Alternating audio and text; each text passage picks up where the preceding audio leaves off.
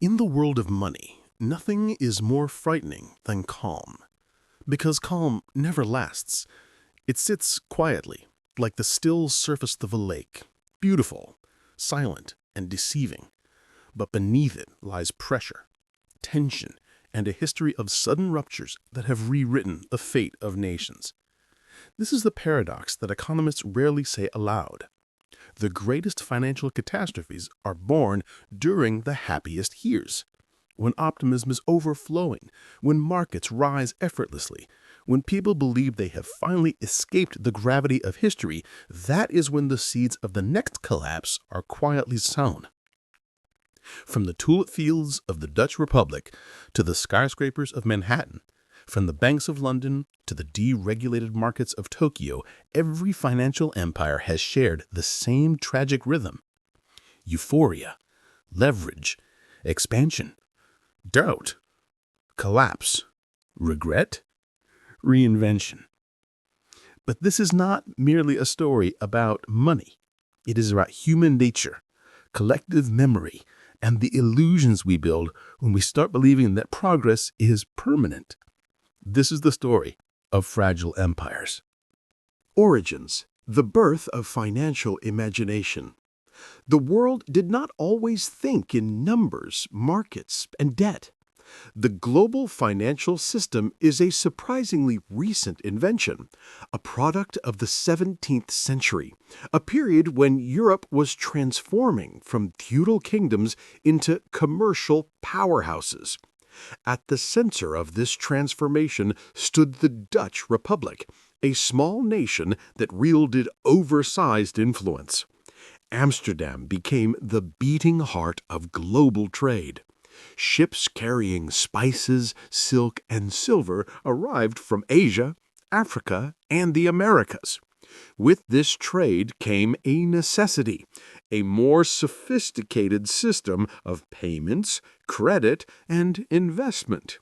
And so the Amsterdam Stock Exchange was born, arguably the first of its kind. Investors purchased shares in the Dutch East India Company, the world's first multinational corporation. For the first time, ordinary citizens could own a piece of global trade. But with innovation came speculation, and speculation created the world's first major financial bubble, the Tulip Mania. In the 1630s, rare tulip bulbs became symbols of status. Their prices climbed until some bulbs were worth more than a canal-side mansion. People sold land, livestock, and futures contracts on flowers that had yet to bloom. It was the first lesson in a pattern humanity would repeat again and again. When an entire society chases upward prices, reality eventually catches up. When the tulip market collapsed in 1637, fortunes evaporated overnight. The Dutch economy survived, but the world had tasted a new force, financial euphoria, and it would not be the last. The first global crashes. South Sea, Mississippi, and the rise of modern finance. The early 1700s brought two spectacular implosions, the South Sea bubble in Britain and the Mississippi bubble in France. These events were not just financial accidents. They revealed something deeper about human behavior and the architecture of power. Governments were drowning in debt from wars. Banks were still young. And financial innovation was moving faster than regulation. To solve fiscal crises, nations turned to grand promises and speculative dreams. In France, economist John Law convinced the monarchy that paper money, backed by future trade in the Mississippi region, could save the kingdom from collapse. Prices soared. Beliefs soared even higher. Then reality intervened. The bubble burst, paper money collapsed, and France was thrown into chaos. Across the Channel, Britain repeated the experiment with the South Sea Company. Investors believed the company would unlock unlimited wealth from trade with Spanish America. Aristocrats, merchants, and even members of Parliament poured money into the rising stock. But like all bubbles, the narrative outpaced the truth. When the company's profits failed to materialize, panic ignited. Prices fell, lives were ruined, and Britain responded by strengthening its banking system, creating the foundation for what would one day become the world's dominant financial center. These crises introduced a permanent rule of global finance. Every innovation, no matter how transformative, carries the shadow of unintended consequences. The Great Depression, when the world collapsed. Fast forward to the roaring 1920s. The First World War had ended, technological progress exploded, and America had become the engine of global growth. Radios, automobiles, home appliances, modern life was being born in real time. But optimism turned into something dangerous, the belief that economic cycles had been conquered. Wall Street soared. Millions of Americans borrowed money to buy stocks. Banks grew aggressive, offering loans without safeguards. Corporate profits rose, but wages for ordinary workers stagnated. Underneath the glitter, a fragile structure was forming.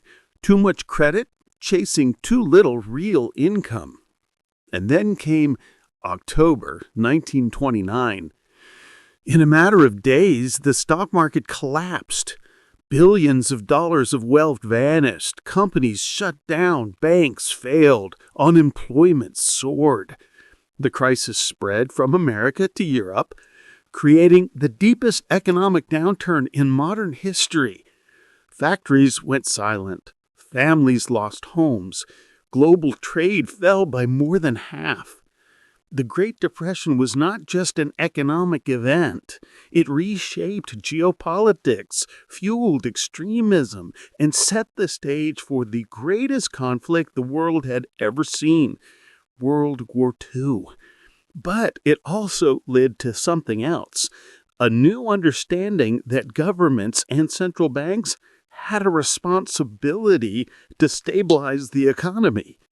Out of crisis came the birth of economic tools we now take for granted: financial regulation, deposit insurance, and macroeconomic policy. Japan's bubble, the miracle that turned into a warning. After World War II, Japan rose from the ashes with unprecedented speed. By the 1980s, it was the world's second-largest economy, a technological powerhouse, and many believed the next global superpower. Real estate prices in Tokyo skyrocketed. The value of land under the Imperial Palace was famously said to be worth more than all the real estate in California. Banks lent money aggressively, corporations expanded without limits. The stock market climbed to heights the world had never seen. But beneath the surface, credit was ballooning at an unsustainable pace. In 1990, the bubble burst. The Nikkei stock index plummeted. Banks were left with mountains of bad loans. Economic growth stalled, and Japan entered what economists now call the lost decades, a prolonged period of stagnation that continues to shape the country's financial identity today. Japan's story was a reminder that even the most successful economies can fall victim to their own confidence. 2008, the world on the brink. The early 2000s brought a new flavor of optimism. Interest rates were low, globalization was expanding, and financial engineering promised to distribute risk so effectively that crises would become a relic of the past. Mortgage-backed securities, credit default swaps, derivatives that few understood but everyone trusted. Banks offered loans to homeowners who could not repay them. Housing prices surged. Wall Street believed it had reinvented risk. But like all illusions, it eventually cracked. In 2008, one of the largest investment banks in the world, Lehman Brothers, collapsed. Panic spread through the global financial system. Credit markets froze. Banks failed. Stock markets around the world crashed. It was the worst crisis since the Great Depression. Governments and central banks intervened with unprecedented force. Bailouts, stimulus packages, and monetary policies that would reshape the next decade. The crisis revealed how deeply interconnected the modern financial world had become, and how failure in one market could cascade across continents within hours. Aftershocks, the world remade by 2008. The financial crisis of 2008 didn't end when stock markets stopped falling. It rewired the global economy. Governments rescued banks to prevent total collapse, but the cost was enormous. Public debt surged. Trust in institutions was shattered. And central banks began an experiment that would redefine modern finance. Near zero interest rates and massive injections of liquidity. For over a decade, the world lived in an environment where borrowing was cheap, risk felt distant, and asset prices inflated far beyond previous generations' imaginations. Real estate climbed.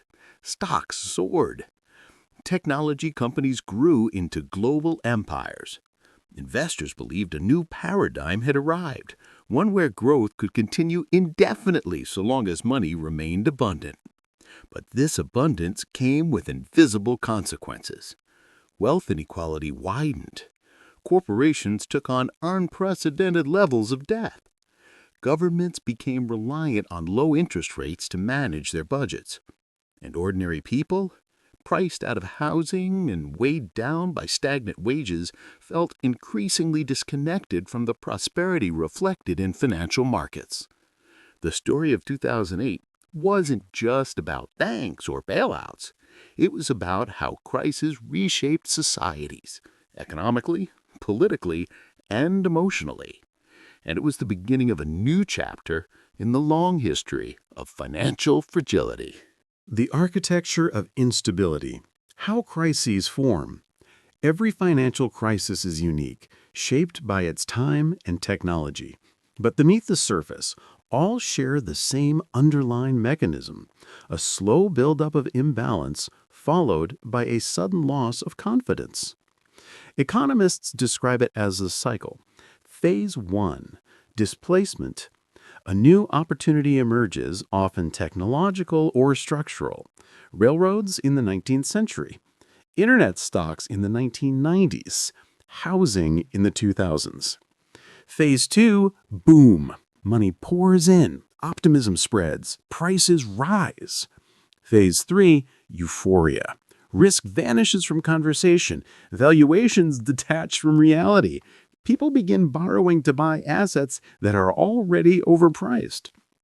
Phase 4, critical moment. One event, often small, shifts sentiment. The narrative changes. Phase 5, panic. Everyone tries to exit at the same time. Prices crash. Liquidity evaporates. Phase 6, a revulsion and recovery. The market resets. New regulations emerge. Optimism eventually returns. This architecture, described by economic historians and confirmed by centuries of data, is less a financial framework than a psychological one. Because no matter the country or century, the human mind reacts the same way to hope and to fear. The human factor. Why we repeat our mistakes. To understand financial crises, you don't need advanced mathematics. You need a mirror. Humans chase rewards. We follow crowds. We believe stories that promise a better future. When prices rise, we assume they'll rise forever. When prices fall, we assume the world is ending. This is the emotional rhythm that fuels bubbles. The thrill of gains, the fear of missing out, the blind trust in collective behavior. We convince ourselves that this time is different, even though history shows it never truly is. Economists can model interest rate, banks can measure credit risks, governments can predict growth, but none can fully quantify human emotion, the engine behind every boom and every collapse. Debt, the invisible gravity of modern economies. If money is the bloodstream of the global economy, then debt is its gravitational force. It pulls nations forward and drags them down. For centuries, governments have borrowed to fund wars, infrastructure, and social programs. Corporations borrow to grow. Consumers borrow for homes, education, and opportunity. But the world has entered an era where total debt, public and private, has reached historically unprecedented levels. According to international financial institutions, global debt now exceeds 3 times the world's total economic output. This matters because debt amplifies both prosperity and crisis. When economies grow, debt feels manageable. But when shocks occur, pandemics, wars, energy shortages, recessions, debt magnifies the pain. It limits government's flexibility, it strains corporate balance sheets, it pressures households living paycheck to paycheck. Debt is not inherently dangerous, but too much debt combined with rising interest rates or falling confidence is the fuel that turns downturns into disasters. Every fragile empire in economic history shared one trait: excessive leverage. A new century of risks, interconnected, accelerated, global. The crises of the past were largely regional or national, but today's world is bound together by digital networks, 24/7 markets, and instantaneous capital flows. A shock in one country can ripple across continents in minutes. A supply chain disruption in Asia affects factories in Europe. A policy decision in Washington moves currencies in Africa. A banking failure in one city can trigger panic on the other side of the planet. This interconnectedness brings efficiency, but also fragility. Modern risks are layered and complex. Cyber attacks target financial institutions. Geopolitical tensions affecting energy and trade. Climate-related shocks disrupting entire industries. Aging populations draining pension and healthcare systems. High-speed trading algorithms amplifying volatility. Rapid capital flight in emerging markets. Public distrust of institutions weakened by inequality and misinformation. The financial world has become a vast, sensitive network, one that operates with incredible precision during calm and breathtaking speed during crisis. The present moment, a balance built on uncertainty. Today's global economy stands at a crossroads.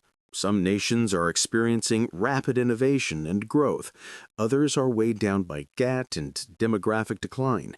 Markets fluctuate between optimism and anxiety. Policymakers face a challenge unlike any in history: how to manage an economic system that is simultaneously resilient and fragile. Interest rates have risen sharply after a decade of near-zero levels. Inflation, once dormant, has reawakened. Housing affordability has deteriorated in many cities. Corporate and government debt have reached new records. Technological change is accelerating faster than regulation can keep up. None of this guarantees a crisis, but it creates an environment where the margin for error is thin. Financial stability, like peace, is not a permanent state. It is a balancing act, dynamic, delicate, and constantly tested. Lessons from history. Cycles we cannot escape. What can centuries of crises teach us? First, prosperity is not self-sustaining. Periods of expansion must be managed with caution, not complacency. Second, regulation and oversight matter. Every major crisis has exposed weaknesses that could have been prevented with stronger guardrails. Third, inequality destabilizes societies. When the benefits of growth accumulate at the top while ordinary citizens struggle, financial systems become politically and socially vulnerable. Fourth, innovation is double-edged. New financial tools bring opportunity, but also create new forms of risk. And finally, memory fades. Each generation believes it is smarter, more advanced, less vulnerable, but the cycles remain. The psychology remains. The fragility remains. Closing reflection. The fragile empires we build. Every financial empire begins with imagination. Every bubble begins with hope. And every collapse begins with forgetting. For centuries, humanity has tried to build systems that defy uncertainty, that tame risk, that promise stability. And yet, time after time, we return to the same crossroads: expansion followed by contraction, confidence followed by fear. But this is not a story of failure. It is a story of resilience. Because after every crisis, no matter how devastating, people rebuild. New systems emerge. Better tools are created. Societies learn, adapt, and move forward. The true strength of an economy is not measured by how it grows during the good times, but by how it transforms after the fall. Fragile empires collapse, but from their ruins, stronger and wiser ones rise. The dollar's last line of defense. As America entered the 2000s, the world seemed locked into a single financial gravity well. Every major economy, from Europe to Asia, depended on access to U.S. dollars for trade, finance, and reserves. The system looked unshakable. But behind that appearance of stability, three seismic pressures were building. Pressures that would eventually test the very foundations of dollar supremacy. The first was global debt. By the early 2000s, the world had never borrowed more, and it had never borrowed more in dollars. Government treasuries, corporations, and banks accumulated U.S.-denominated liabilities because the dollar offered the lowest interest rates and the deepest lending markets. This created a quiet vulnerability. Any shock to the dollar system would radiate outward like cracks along an overstressed structure.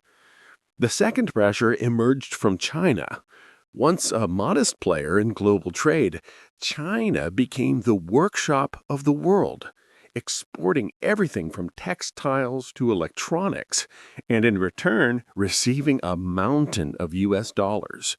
Instead of spending those dollars, Beijing recycled them back into American financial markets, buying trillions in U.S. Treasury bonds.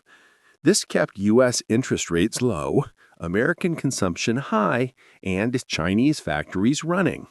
It was a feedback loop that benefited both sides, but also tied their futures together in ways neither fully understood.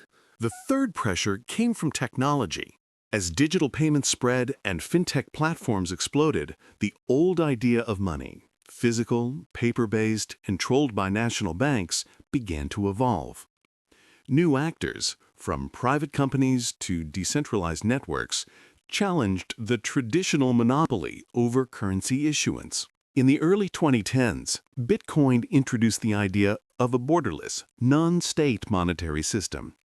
At first, it was dismissed as a niche experiment, but it signaled something deeper, that global trust in conventional institutions was beginning to fragment. Then, in 2008, all three pressures collided. When the U.S. housing market collapsed, the shockwave tore through the global dollar system. Banks froze. Credit evaporated. Trillions in wealth disappeared almost overnight.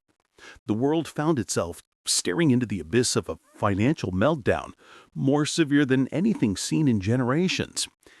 And yet, something unexpected happened. Instead of fleeing from the dollar, investors ran toward it.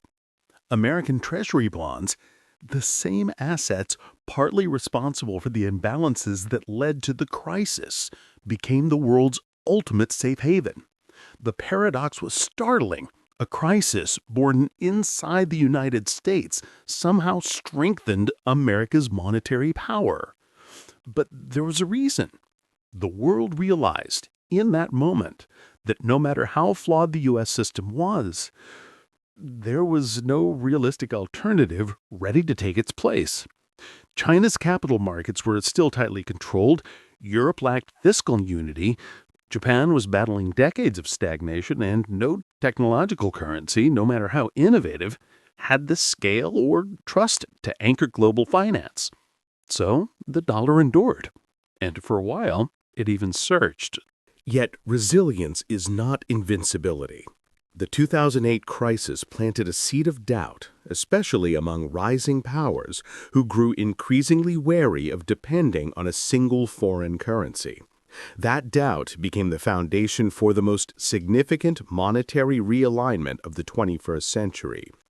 As the 2010s progressed, countries began quietly preparing for a world less centered on the dollar.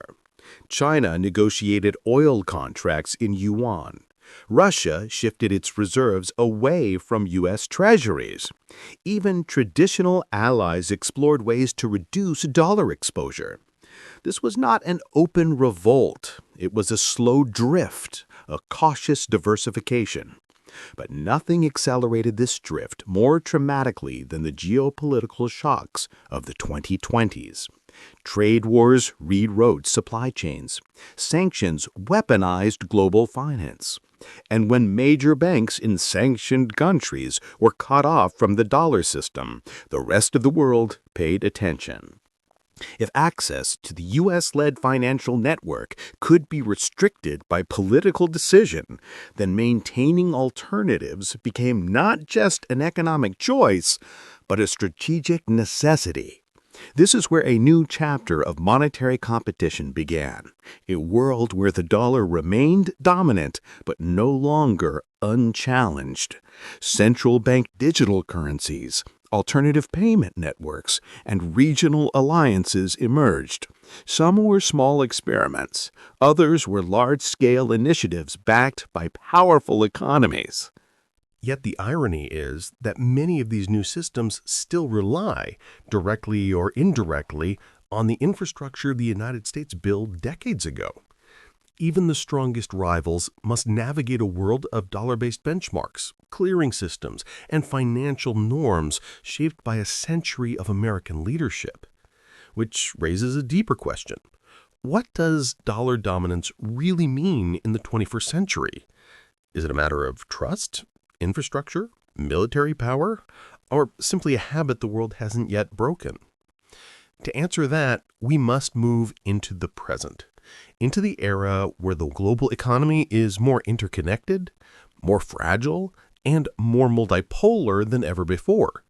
A world where the dollar is still king, but the castle walls are being tested from every direction. A world searching for alternatives. In the 2020s, the world stepped into a new monetary landscape, one shaped not by a single empire or ideology, but by a complicated web of technology, geopolitics, and economic ambition. The dollar still towered over global markets, yet for the first time in decades, a collection of forces began pushing seriously against its dominance. The first force was geopolitical fragmentation. For half a century, globalization moved in one direction, toward integration. But by 2020, this current started to reverse. Trade wars reshaped supply chains, tariff barriers returned, and economic blocs hardened around political alliances. Each disruption weakened the assumption that the global economy could rely on a single monetary anchor forever. When countries were sanctioned and cut off from SWIFT, the world witnessed just how powerful and how risky dependence on the dollar system could be. In response, several nations accelerated efforts to build alternative networks. China expanded its cross-border interbank payment system, a parallel structure to SWIFT. The European Union explored digital settlement platforms that could process payments without routing through New York. Even smaller economies began experimenting with regional currency arrangements, driven by the simple desire for resilience. It wasn't rebellion, it was insurance. The second force was technological transformation. Central banks, historically slow to innovate, suddenly began racing toward digital currencies. By the early 2020s, countries representing more than 90% of global GDP were exploring or developing CBDCs. For some governments, digital money was a tool to modernize payments. For others, it was a geopolitical instrument, a chance to create cross-border systems independent of U.S. financial oversight. China's digital yuan became the most advanced large-scale experiment. Designed not just as a payment tool, but as a strategic asset, it allowed instantaneous settlement, programmable features, and the potential to bypass commercial banks entirely. It was not yet a rival to the dollar, but it demonstrated what a future monetary challenger might look like: fast, digital, and integrated with national infrastructure. Private technology companies farther complicated the picture. Global payment giants like Visa, MasterCard, and PayPal processed more cross-border transactions than most countries' banking systems. Fintech startups expanded into regions where traditional banks struggled. Meanwhile, decentralized cryptocurrencies grew into a trillion-dollar asset class, challenging the very notion that states alone should control money. None of these innovations dethroned the dollar, but together they signaled a shift. Financial power was no longer solely in the hands of governments. The third force was economic gravity. As emerging economies expanded, the share of global GDP held by the United States declined relative to the rising powers of Asia, Latin America, and Africa. The world became more multipolar, not in ideology, but in mathematics. A dollar-centric system designed for a mid-20th century world struggled to reflect the realities of a 21st century global economy. Nations trading primarily with China questioned why they should settle everything in dollars. Resource producers in the Middle East explored yuan-based contracts. And large regional blocs, especially the BRICS states, openly discussed sharing financial frameworks. Yet, for all the pushback, the dollar refused to yield. Its deepest strength lay in a truth no competitor could replicate: trust accumulated over a century. American capital markets remained the most liquid, transparent, and accessible on Earth. U.S. Treasury bonds continued to function as the world's ultimate risk-free asset. And despite political friction, investors still viewed the United States as a safe harbor during uncertainty. Whenever the world trembled, whether during pandemics, wars, or inflation, global capital flowed overwhelmingly into dollars. This paradox defined the 2020s. The dollar was both at its strongest and under the greatest pressure. Every attempt to reduce reliance on it proved just how difficult such a shift truly was. Because replacing a currency is not like replacing a machine. It requires rebuilding trust, restructuring systems, and rewriting habits that billions of people and institutions rely on daily.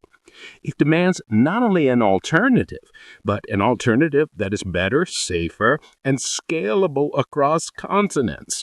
And so, the world entered a monetary standoff, not a conflict with explosions or armies, but a quiet contest of influence, a competition over standards, technologies, and rules, a struggle to define the architecture of future money. But beneath this geopolitical chessboard lies a deeper question, one that neither policymakers nor investors can escape. What happens if the dollar remains dominant, but the world around it changes too fast for the old system to keep up?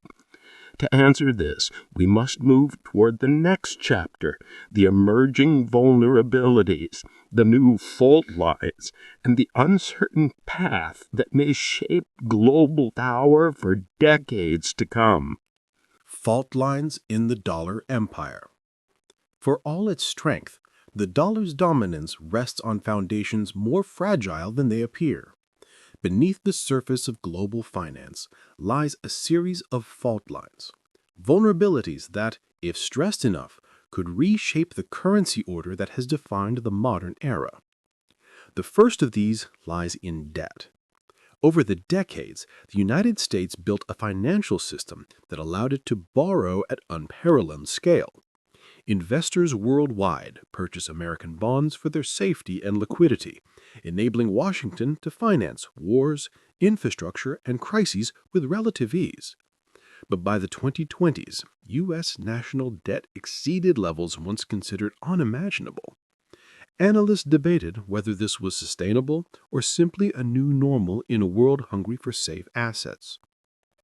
Yet the deeper question was not about America's ability to borrow, but the world's ability to keep absorbing its debt. Global demand for U.S. treasuries remained strong, but cracks were forming. Large foreign holders, including China, gradually reduced their exposure. Meanwhile, economic blocs sought to diversify their reserves, shifting small but symbolic portions toward gold, euros, yen, and even emerging regional currencies. None of these movements threatened the dollar directly, but they hinted at a future where its dominance, while intact, no longer went unquestioned. The second fault line is political. For decades, America's institutions, its courts, central bank, and regulatory systems served as the bedrock of global trust. Investors believed that contracts would be honored, laws would be stable, and markets would remain open. But political polarization, government shutdowns, and repeated struggles over the debt ceiling began to erode the image of reliability that once defined U.S. governance. The dollar was strong not because America was perfect, but because it was predictable. When predictability falters, confidence begins to shift. The third fault line is technological. The world is racing toward digital money, instantaneous settlement, and programmable finance. Much of the dollar's power comes from infrastructure built in the last century: SWIFT, correspondent banking networks, and clearinghouses. These are reliable, but they're slow and expensive compared to emerging platforms. If global trade transitions to digital settlement networks optimized for speed and efficiency, the dollar risks losing ground not because it becomes weaker, but because the system around it evolves faster than it does. The fourth fault line is the rise of parallel systems. China and Russia developed alternative payment frameworks designed to bypass Western oversight. Nations under sanctions formed bilateral agreements to trade in local currencies. Middle Eastern energy producers explored using multiple currencies instead of relying exclusively on dollars. Even if these efforts remain small, their cumulative effect challenges the idea of a universal financial language. Yet surprisingly, the biggest vulnerability of all might be psychological.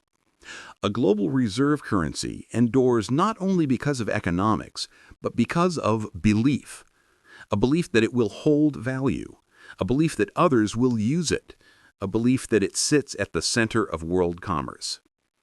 If enough nations, institutions, or citizens begin questioning that belief, even quietly, the architecture of the monetary system begins to shift.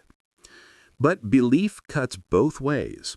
Even as the world explores alternatives, the dollar demonstrates its resilience during every crisis. When inflation rises, capital flees to dollars.